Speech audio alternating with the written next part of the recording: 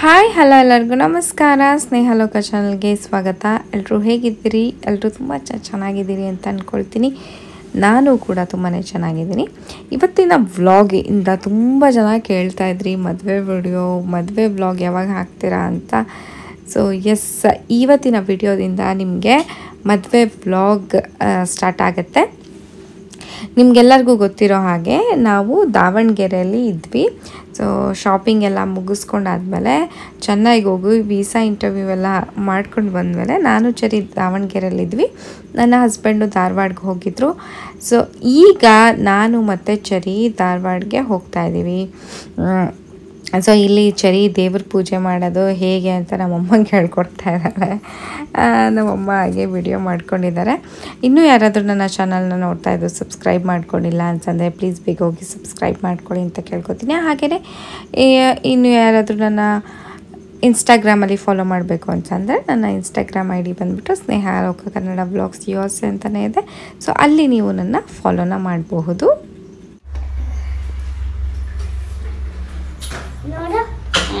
ಈ ಕಡೆ ನೋಡು. ಇಲ್ಲಿ ಲಗೇಜ್ನ ನಮ್ಮಪ್ಪ ಮತ್ತು ನನ್ನ ತಮ್ಮ ಇಬ್ಬರು ಸೇರಿ ನನ್ನ ಮತ್ತು ಚರಿಯ ಲಗೇಜ್ಗಳನ್ನು ಇಡ್ತಾ ಇದ್ದಾರೆ. ಹಾಗೆ ನಮ್ಮ ಅತ್ತೆ ತೊಗೊಂಡಂತಹ ಸೀರೆಗಳ ಬ್ಲೌಸ್ ಮತ್ತು ಸ್ಟಿಚಿಂಗಿಗೆ ಮತ್ತು ಡಿಸೈನಿಗೆ ಎಲ್ಲ ನಾನು ದಾವಣಗೆರೆಯಲ್ಲೇ ಕೊಟ್ಟಿದ್ದ ಕಾರಣ ಸೊ ಅವ್ರದ್ದು ಒಂದಿಷ್ಟು ಸೀರೆ ಇತ್ತು ನನ್ನ ಜೊತೆನೇ, ಅವ್ರದ್ದು ಸಪ್ರೇಟ್ ಪ್ಯಾಕ್ ಮಾಡಿದ್ದೆ. ಆ್ಯಂಡ್ ಮದುವೆಗೆ ಹೋಗೋಕ್ಕೆ ಪ್ಯಾಕಿಂಗ್ ಮಾಡೋದಿದೆಯಲ್ಲ, ಓ ಮೈ ಗಾಡ್, ಎಷ್ಟು ಕಷ್ಟ, ಎಷ್ಟು ಟೈಮ್ ತೊಗೊಳುತ್ತೆ ಅಂತಂದರೆ ಪ್ರತಿಯೊಂದನ್ನು ಸಪ್ರೇಟಾಗಿ ಪ್ಯಾಕ್ ಮಾಡಬೇಕು. ಛತ್ರಕ್ಕೆ ಹೋಗೋದು, ಹಾಗೆ ಯಾವ್ಯಾವ ಈವೆಂಟಿಗೆ ಏನೇನು ಬಟ್ಟೆಗಳನ್ನು ಹಾಕ್ಕೊಳ್ತೀವಿ ಪ್ರತಿಯೊಂದನ್ನು ನಾವು ಸಪ್ರೇಟ್ ಪ್ಯಾಕ್ ಮಾಡೋ ಕಾರಣ ತುಂಬಾ ಟೈಮ್ ತೊಗೊಳುತ್ತೆ. ತುಂಬ ತಲೆ ಕೆಟ್ಟೋಯ್ತು ಆ್ಯಕ್ಚುಲಿ ನನಗೆ. ನಂದೊಲ್ದೇ ಚರಿದು ಕೂಡ ಪ್ಯಾಕ್ ಮಾಡಬೇಕು. ಹಾಗೆ ನನ್ನ ಹಸ್ಬೆಂಡ್ದು ಇಲ್ಲೇ ಬಿಟ್ಟೋಗಿದ್ರು. ಸೊ ನಾನೇ ಎಲ್ಲರದು ತೊಗೊಂಡು ಹೋಗೋದಾಗಿತ್ತು. ನಂದು, ಚರಿದು, ನಮ್ಮ ಅತ್ತೆದು, ನನ್ನ ಹಸ್ಬೆಂಡಿಂದು ಎಲ್ಲರದು. ಸೊ ಹಾಗಾಗಿ ಅದು ತುಂಬಾ ಟೈಮ್ ತೊಗೊಳ್ತು ನನಗೆ. ಇಲ್ಲಿ ಚರಿ ಮತ್ತು ಅವ್ರ ಅಜ್ಜಿ ಇಬ್ಬರು ಸೇರಿಕೊಂಡು ಕಾರ್ದು ಪೂಜೆ ಮಾಡ್ತಾ ಇದ್ದಾರೆ. ಸೊ ಚರಿಗೆ ಈ ಥರ ಪೂಜೆ ಮಾಡೋದು, ರಂಗೋಲಿ ಹಾಕೋದು ಅದೆಲ್ಲ ತುಂಬಾ ಇಷ್ಟ ಆಗುತ್ತೆ ಅವಳಿಗೆ. ಅದನ್ನು ಎಂಜಾಯ್ ಮಾಡ್ತಾಳೆ. ನಾವು ಬೆಳಗಿನ ತಿಂಡಿಗೆ ಮನೇಲಿ ಮಾಡಲಿಲ್ಲ. ಸೊ ಬೆಣ್ಣೆ ದೋಸೆ ತಿನ್ನೋಕೆ ಹೋಗಿದ್ವಿ. ಎಲ್ಲರೂ ಫ್ಯಾಮಿಲಿ ಸೇರಿಕೊಂಡು ಬೆಣ್ಣೆ ದೋಸೆ ತಿನ್ನೋಣ ಅಂತ ಹೇಳಿ ಹೋಗಿದ್ವಿ ಬೆಳಗ್ಗೆನೇ. ಯಾಕೆಂತಂದರೆ ತುಂಬ ಬಿಸಿಲಾದ್ಮೇಲೆ ಡ್ರೈವಿಂಗು ಸ್ವಲ್ಪ ಕಷ್ಟ ಆಗುತ್ತೆ ಅಂತ ಹೇಳ್ಬಿಟ್ಟು ಸ್ವಲ್ಪ ಅರ್ಲಿ ಇದ್ದರೆ ಸ್ವಲ್ಪ ಬೇಗನೆ ಮುಟ್ಟಬಹುದು, ಮಧ್ಯಾಹ್ನದಷ್ಟೊತ್ತಿಗೆ ಇದ್ದರೆ ಚೆನ್ನಾಗಿ ಅಂತ. ಸೊ ಇಲ್ಲಿ ಬ್ರೇಕ್ಫಾಸ್ಟ್ ಎಲ್ಲ ಅಂದರೆ ಬೆಣ್ಣೆ ದೋಸೆ ಎಲ್ಲ ತಿಂದ ಮೇಲೆ ನಾವಿಲ್ಲಿ ಹೊರಡ್ತಾ ಇದ್ದೀವಿ. ನಾವು ಅಮ್ಮ ಮತ್ತು ನಾವು ಅಪ್ಪಾಜಿ ಫುಲ್ಲು ಬೇಜಾರಾಗ್ಬಿಟ್ಟಿದ್ದಾರೆ ಚರಿನ ನನ್ನ ಕಳ್ಸೋಕ್ಕೆ, ಎಸ್ಪೆಷಲಿ ಚರಿನ ಕಳ್ಸೋಕ್ಕೆ. ಇಲ್ಲ, ಅಜ್ಜಿ ತಾತನ ಜೊತೆ ಹೋಗುತ್ತೆ. ಕಾಲು ಈ ಕಡೆ ಹಾಕು.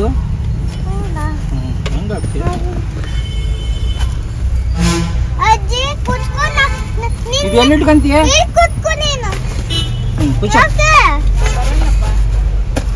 ಪ್ಲೀಸ್ ಬಾ. ಕೈ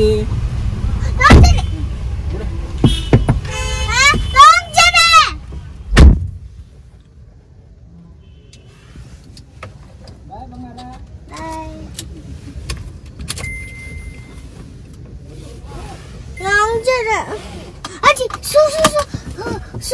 ಕಾರ್ ಸ್ಟಾರ್ಟ್ ಮಾಡ್ತೀನಿ, ಹೋಗೋ, ಹಿಂದೆ ಹೋಗೋ.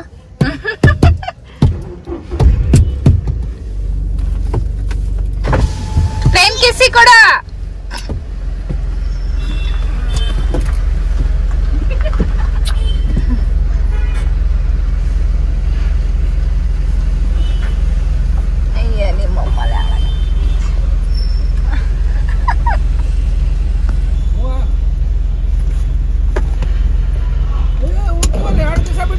ಅದೇ 2 ದಿನ ಬಿಟ್ಟು ಬರ್ತಾರೆ. ಗುರುವಾರ ಬರ್ತೀವಮ್ಮ ಬೆಳಗ್ಗೆನೆ. ಹಾ ಸರಿ.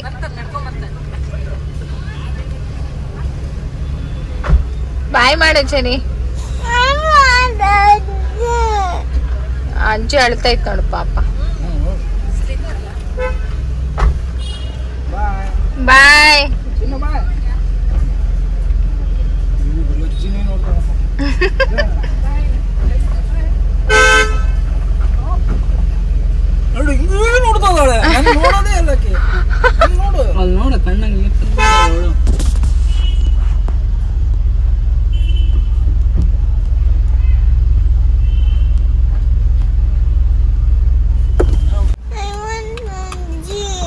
ಮೊಂಟಜ್ಜಿ ಬರ್ತೀವಿ ನಾವು ಬರುತ್ತಾ ತರ್ಸ್ಡೇ ಬರ್ತೀವಿ. ಓಕೆ ಬಾಯ್ ಬಾಯ್. ಬಾಯ್ ಮಾಡ್ದ್ಯಾ? ನೀನತ್ತು ಲಾಂಗ್ ಜೊತೆ ಇದೆನಾ ಇದೆ ಅಲ್ಲಿ ಬ್ಯಾಗಲ್ಲಿ ಇಟ್ಕೊಂಡಿದ್ದೀನಿ ನಾನು. ಬ್ಯಾಗ್ ಮನೆ ಒಳಗಿದೆ. ಈಗ ತಂದೀವಲ್ಲ. ಇದಾ ಇದು ಒಳಗಿದೆ ನಿಂದ.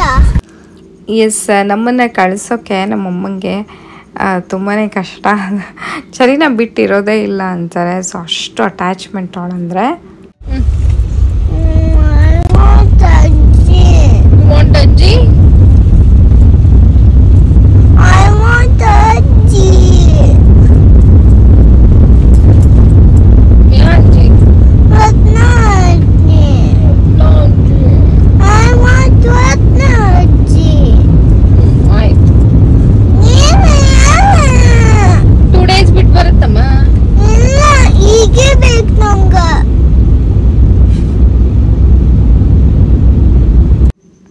ದಾವಣಗೆರೆಯಿಂದ ಧಾರವಾಡ ಬಂದುಬಿಟ್ಟು ಒಂದು 3.5 hours ಜರ್ನಿ ಆಗುತ್ತೆ ಕಾರಲ್ಲಿ ಹೋದ್ರೆ, ಹೈವೇದಲ್ಲಿ. ಸೊ ಅಷ್ಟು ಜರ್ನಿ ಒಂದು ಅರ್ಧ ಗಂಟೆ ಮಲ್ಕೊಂಡಿದ್ದು ಬಿಟ್ಟರೆ ಚರಿ ಪೂರ್ತಿ ಜರ್ನಿ ಅಜ್ಜಿ ಬೇಕು ಅಂತ ಕೇಳ್ತಾ ಇದ್ಲು. ಅವ್ರ ಅಜ್ಜಿಗೆ ವಿಡಿಯೋ ಕಾಲ್ ಮಾಡಿ ಮಾತಾಡಿದ್ಲು. ಸೊ ಹೀಗೆ ಅಲ್ವಾ ಆ ಅಜ್ಜಿ ಮೊಮ್ಮಕ್ಕಳ ಬಾಂಡಿಂಗ್ ಅಷ್ಟು ಗಟ್ಟಿಯಾಗಿರುತ್ತೆ, ಅಷ್ಟು ಪ್ಯೂರ್ ಆಗಿರುತ್ತೆ.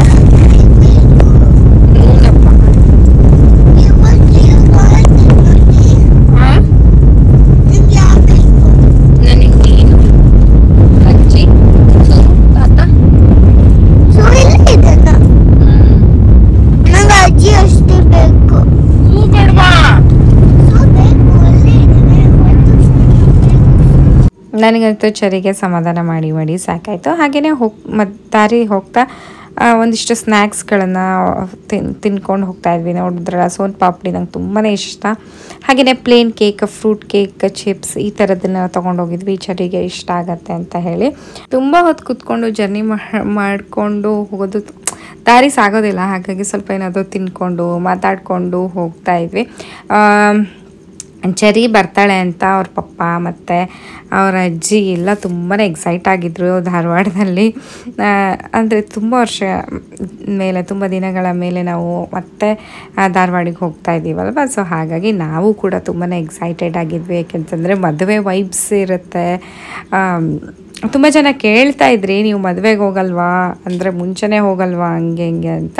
ಸೊ ನಾನು ಯಾಕೆ ಮುಂಚೆ ಹೋಗಲಿಲ್ಲ ಅಂತಂದರೆ ನಂದು ಇಲ್ಲಿ ತುಂಬಾ ಸುಮಾರು ಕೆಲಸ ಇತ್ತು. ಯಾಕಂದರೆ ನನ್ನ ಮದುವೆಗೆ ಜಸ್ಟ್ ಫ್ಯೂ ಡೇಸ್ ಮುಂಚೆ ಬಂದಿದ್ದ ಕಾರಣ ತುಂಬಾ ಪ್ರಿಪ್ರೇಷನ್ ಇರುತ್ತೆ.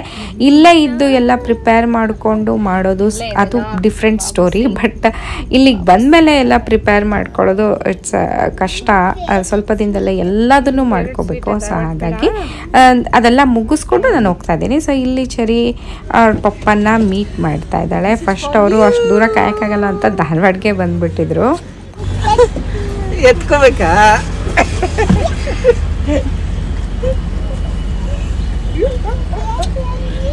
ಬೇಚಜ್ಜಿ ಎಲ್ಲ ವೇಟ್ ಮಾಡ್ತಾ ಇದ್ದಾರೆ.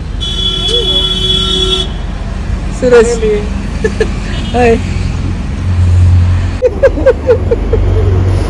ಏನಾಯ್ತು?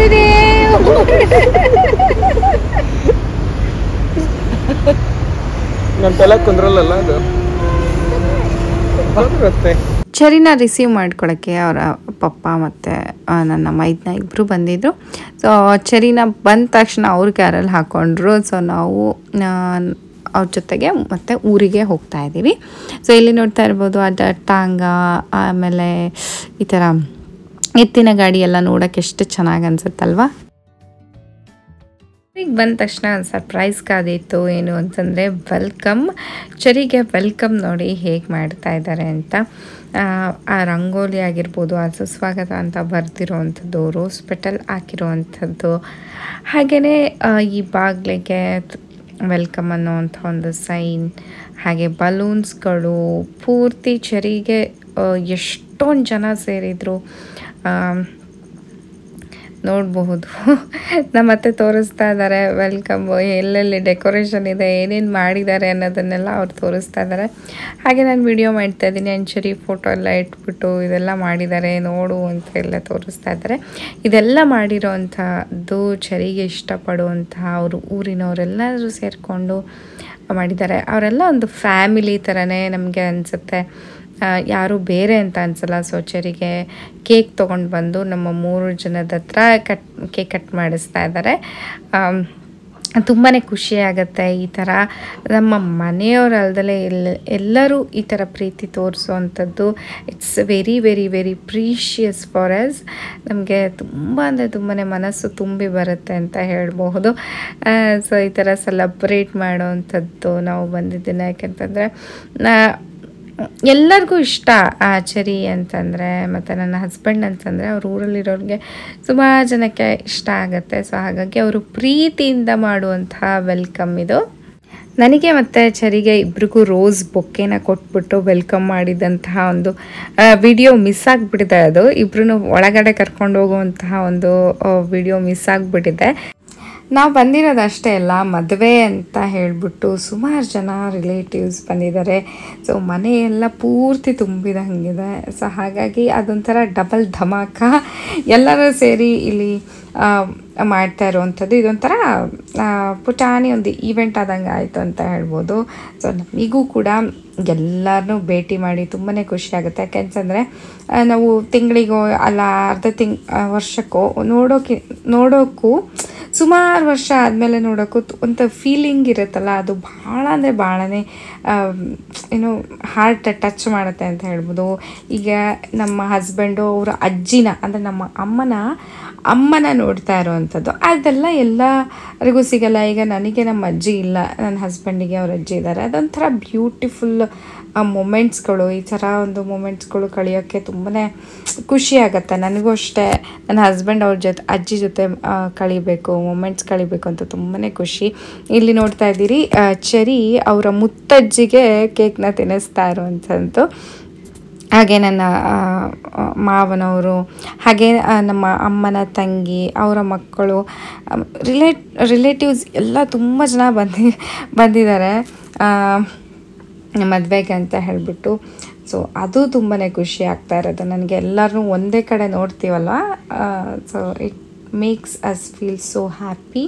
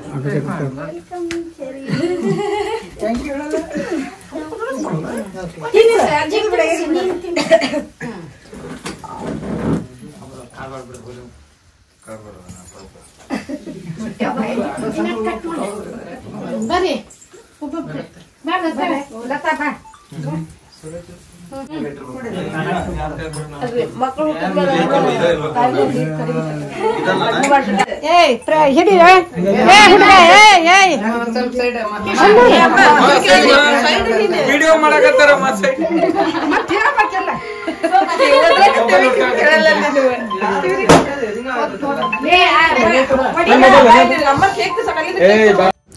ಚರಿ ಒಂಥರ ಸ್ಪೆಷಲ್. ಯಾಕಂತಂದರೆ ನಮ್ಮ ಮನೆಯಲ್ಲೂ ಅವಳೆ ಫಸ್ಟ್ ಮೊಮ್ಮಗಳು, ಅವ್ರ ಮನೆಯಲ್ಲೂ ಅವಳೆ ಫಸ್ಟ್ ಮೊಮ್ಮಗಳು. ಸೊ ಹಾಗಾಗಿ ಪ್ರತಿ ಸತಿ ಇದೇ ಸತಿ ಅಂತಲ್ಲ, ಯಾವ ಸತಿ ನಾವು US ಇಂದ ಹೋದ್ರೂ ನಮ್ಮ ಚರಿಗೆ ವೆಲ್ಕಮ್ ಅಂತೂ ಇದ್ದೇ ಇರುತ್ತೆ. ಸೊ ನಾನು ಅಷ್ಟೇ ನಮ್ಮ ಮನೆಯಲ್ಲಿ ಮೊದಲನೇ ಮೊಮ್ಮಗಳು. ಸೊ ನಾನು ಸ್ವಲ್ಪ ಸ್ಪೆಷಲ್, ಎಲ್ಲರ ಪ್ರೀತಿ ಅಟೆನ್ಷನ್ನು ನಮಗೆ ಜಾಸ್ತಿನೇ ಸಿಗುತ್ತೆ. ನಾನು ನಮ್ಮ ಅಜ್ಜಿ ಮನೆಗೆ ಹೋದಾಗ ಆಗಿರ್ಬೋದು ಅಲ್ಲಿ. ಸೊ ಇಲ್ಲಿ ನೋಡ್ತಾ ಇರ್ಬೋದು ಅಡುಗೆಗಳು, ತಿಂಡಿಗಳು ಎಷ್ಟು ಮಾಡಿ ಇಟ್ಟಿದ್ದಾರೆ ಅಂತ ಹೇಳಿ. ಇದೆಲ್ಲ ಬಂದು ನಾಳೆ ಇರುವಂತಹ ಒಂದು ಫಂಕ್ಷನ್ಗಳಿಗೆ ಇದು ಒಂದು ಮಂಡಕ್ಕಿ ಮತ್ತು ಕರ್ಜಿಕಾಯಿ ಕಡುಬು ಅದೆಲ್ಲ ಮಾಡಿಟ್ಟಿದ್ದಾರೆ. ಸೊ ಹಿಂದಿನ ದಿನ ನಾವೇನು ಮಾಡಿದ್ವಿ, ಮೆಹಂದಿನ ಮಾಡ್ಕೊಂಬಿಡೋಣ ಅಂತ ಹೇಳ್ಬಿಟ್ಟು ಮೆಹಂದಿದವ್ರನ್ನ ಕರೆಸಿದ್ವಿ. ಸೊ ಅವರು ಯಾವುದಾದ್ರೂ ಕೋನ್ ತೊಗೊಂಬನ್ನಿ ಅಂತ ಹೇಳಿದರು, ಅಥವಾ ನಾವೇ ಪ್ರಿಪೇರ್ ಮಾಡ್ತೀವಿ ಅಂತ ಹೇಳಿದರು. ಇಲ್ಲ ನಾವು ಅರ್ಜೆಂಟಿಗೆ ಜಸ್ಟ್ ಕೋನ್ನ ತೊಗೊಂಡು ಹೋದ್ವಿ. ಸೊ ಇಲ್ಲಿ ಎಲ್ಲರಿಗೂ ಮೆಹಂದಿನ ಹಾಕ್ತಾ ಇದ್ದಾರೆ. ಸೊ ಇಲ್ಲಿ ನೋಡ್ತಾ ಇರ್ಬೋದು ಡಿಸೈನ್ ಯಾವ ಥರ ಬಂದಿದೆ ಅಂತ ಹೇಳಿ. ಯೂಶಲಿ ಏನಂತಂದರೆ ಮನೆಯಲ್ಲಿ ಹೆಣ್ಣಿನ ಕಡೆಯಲ್ಲಿ ಜಾಸ್ತಿ ಮೆಹಂದಿ ಶಾಸ್ತ್ರ ಮಾಡ್ತಾರೆ, ಇಲ್ಲಿ ಗಂಡಿನ ಮನೆಯಲ್ಲೂ ಮೆಹಂದಿ ಶಾಸ್ತ್ರ ನಡೀತಾ ಇದೆ. ಸೊ ನಾನು ಚರಿಗೆ ಮತ್ತು ಚಿಕ್ಕ ಪುಟಾಣಿ ಮಕ್ಕಳುಗಳಿಗೆ ಸಿಂಪಲ್ ಡಿಸೈನ್ಗಳನ್ನು ಹಾಕಿದೆ. ನಮ್ಮ ಹತ್ರ ಜಾಸ್ತಿ ಟೈಮ್ ಇರಲಿಲ್ಲ, ಸೊ ಮಧ್ಯಾಹ್ನ ಸ್ಟಾರ್ಟ್ ಮಾಡಿದ್ದು. ರಾತ್ರಿಗೆ ನಮಗೆ ಇನ್ನೊಂದು ಈವೆಂಟ್ ಇತ್ತು, ಸೊ ಹಾಗಾಗಿ ಬೇಗನೆ ಮುಗಿಸ್ಬೇಕಾಗಿತ್ತು.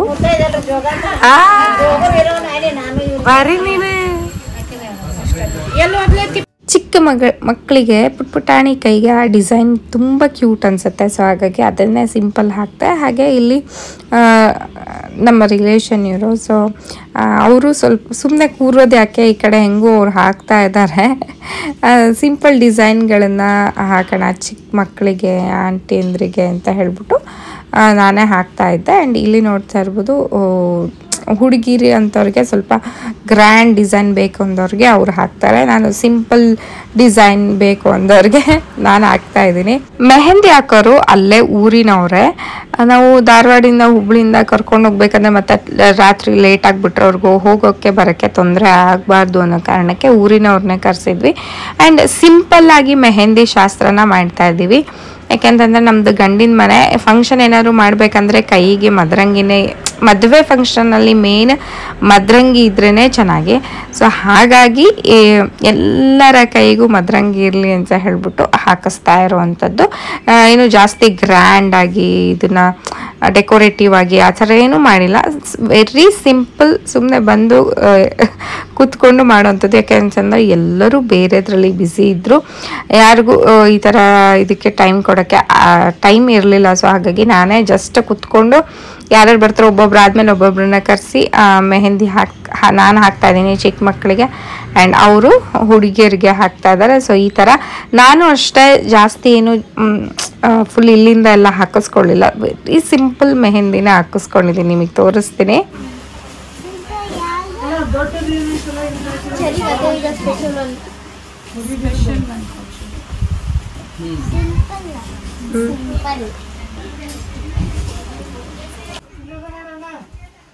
ಸ್ಟೈಲ್ ಮಾಡ್ತೀನಿ, ಸ್ಟೈಲ್ ಹೆಂಗ್ ಮಾಡತ್ತಿದ್ಲ ನೋಡಲ್ಲಿ. ಎಸ್, ಇಲ್ಲಿ ಬಂದು ನನ್ನ ಕೈಗೆ ಹಾಕಿಸ್ಕೊಳ್ತಾ ಇರೋಂತಹ ಮೆಹಂದಿ ಡಿಸೈನ್ ಈ ಥರ ಇದೆ.